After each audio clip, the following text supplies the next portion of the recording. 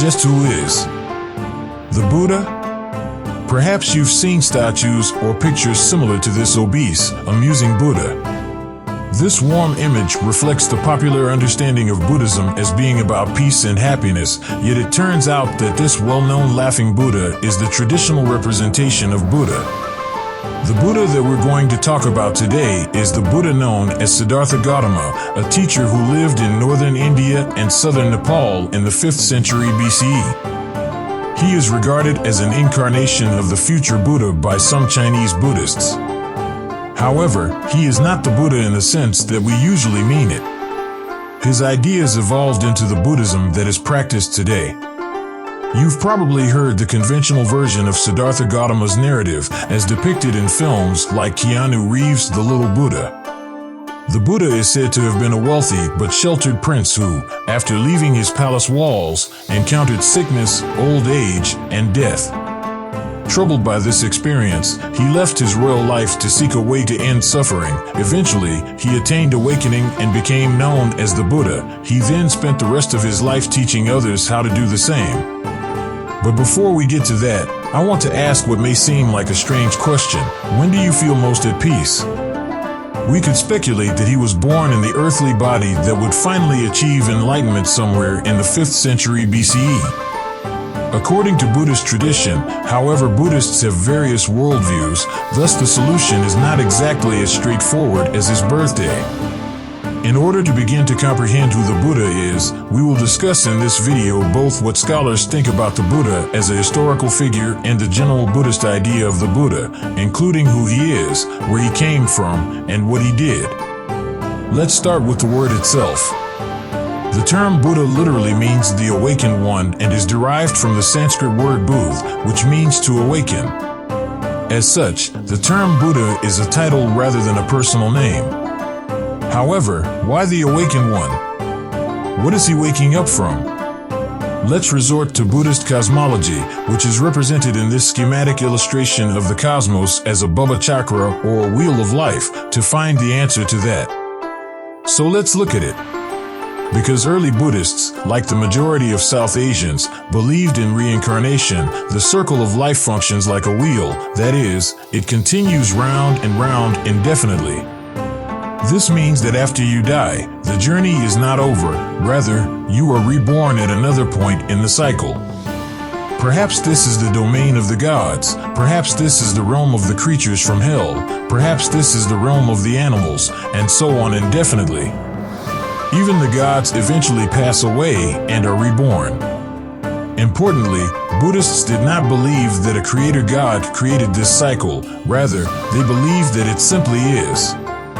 While it may sound cool to continually reincarnate, that was not generally how Buddhists throughout history perceived it. Rather, they believed that this endless cycle of birth, suffering, death, and rebirth was unpleasant and something to be avoided. Samsara is the name for this torturous cycle that never ends. Nirvana, which we might interpret as awakening or enlightenment, because once the Buddha has gained it, he is no longer subject to samsara and its unending cycles of death and rebirth, is the term used to describe the person who has overcome the agony of samsara. The Buddha also instructs other creatures on how to do the same.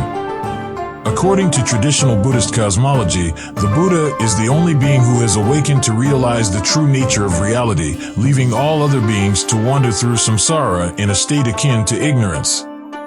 This brings us back to the moniker Buddha the Awakened One. Siddhartha Gautama is regarded by Buddhist tradition as being our Buddha, but according to Buddhist doctrine, he is but one in a long series of Buddhas. How does it work? In a Buddhist perspective, time is essentially cyclical, which means that it has been going on for a very long time, possibly an endless, beginningless duration. Every time a being recognizes the truth of reality, becomes a Buddha, and imparts this knowledge to other beings. Remember our friend Buddha, who some believe will be a future Buddha because, sadly, every time a Buddha appears, his teachings are progressively forgotten over time and the world once more descends into a period of ignorance. Because the fundamental nature of suffering and the path to overcoming it never changes, each of them teaches the same teaching, which Buddhists refer to as the Dharma. Our Buddha didn't claim to be teaching anything novel. Rather, he maintained that he had rediscovered the same truth that many before him had discovered. In this sense, to understand the life of the Buddha according to Buddhist tradition, we must recognize that he is one in a long line of Buddhas. Buddhism holds that developing into a Buddha requires a protracted process of gradual training and perfection that occurs across billions of lifetimes and starts with a commitment. In some Buddhist traditions, this is how the story is told.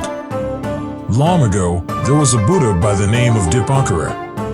Sumita noted that there was a large mud puddle that the Pumpkira was going to walk across as she did not want this revered Buddha to be soiled. Dipankara attracted large crowds to hear him lecture. One of the persons who attended these teachings was named Samita. When Dipankara saw Sumita doing this, he made a prediction, pointing at Sumita and saying, "One day you will be born as Siddhartha Gautama and you will attain awakening and become a Buddha." Sumita lay down on the road and spread his hair over the mud puddle so Dipankara could walk over it without getting muddy. And when Samita heard this, he made a pledge to one day become a Buddha. This began a lifelong career of training and slowly building up the virtues and good karma over the duration of billions of incarnations that would one day allow him to achieve awakening. These countless billions of lifetimes are remembered in the Buddhist tradition through a literary form called the Jataka, or birth story. These are stories of the Buddha's earlier lives that occurred before he attained Buddhahood. At this point, the Buddha has not yet awakened and is not yet a Buddha. In one story, the Bodhisattva is a monkey king who uses his own body as a bridge to help his monkey subjects flee from an attacking army. In another, he is a prince who sees a starving tigress who is about to die and leaves her 5 young cubs to starve as well. The prince sacrifices his own body to feed the tigress so that she can feed her cubs. He is known in Sanskrit as the Bodhisattva. The Bodhisattva cultivates the virtues and abilities necessary for him to reach nirvana. Among them are perseverance, compassion, insight, wisdom, meditation, and, perhaps most importantly, charity. The Bodhisattva is finally born in what the Buddhist tradition believes to be his last human body, Siddhartha Gautama, after living many millions of lives and progressively accruing virtue and good karma. The conventional Buddhist account of the Buddha's life has been the subject of our investigation up to this point, but now we can inquire as to what is known about the Buddha as a historical figure. He was therefore born and nurtured in a multi-religious milieu, notably one that was influenced by Vedic Brahmanism. He was born in southern Nepal at a place named Lumbini, which is located close to the current border with India. His name Siddhartha means he who achieves his goal, and Gautama denotes the clan he was born into. As a result, he is sometimes referred to as Sakyamuni Buddha. He was likely born in the 5th century BCE. However, scholars debate the historical details of the Buddha's life because there are few historical records from this period or location, and there is also little archaeological evidence. The earliest are found in the Pali Canon, which is thought to be a record of the Buddha's teachings as they were given during his lifetime. These texts were said to have been memorized by the Buddha's disciples after his death and then written down around the 1st century BCE, hundreds of years after the Buddha's life. However, scholars maintain that a significant portion of the material dates back at least to the 3rd century BCE. What do they say about the Buddha's life? The Buddha describes his past in this way later: while still young, a black-haired young man blessed with the blessing of youth in the prime of life, though my mother and father wished otherwise and wept with tearful faces, I shaved off hair and beard, put Scholars think it's one of the earliest autobiographical accounts of the Buddha's life, dating to as early as the 4th century BCE, and therefore at least within the first few centuries after the Bud. We should note as historians that these versions are relatively late and they contain much that the historical Buddha probably never taught, but these stories are also important because these stories are what later Buddhists told them.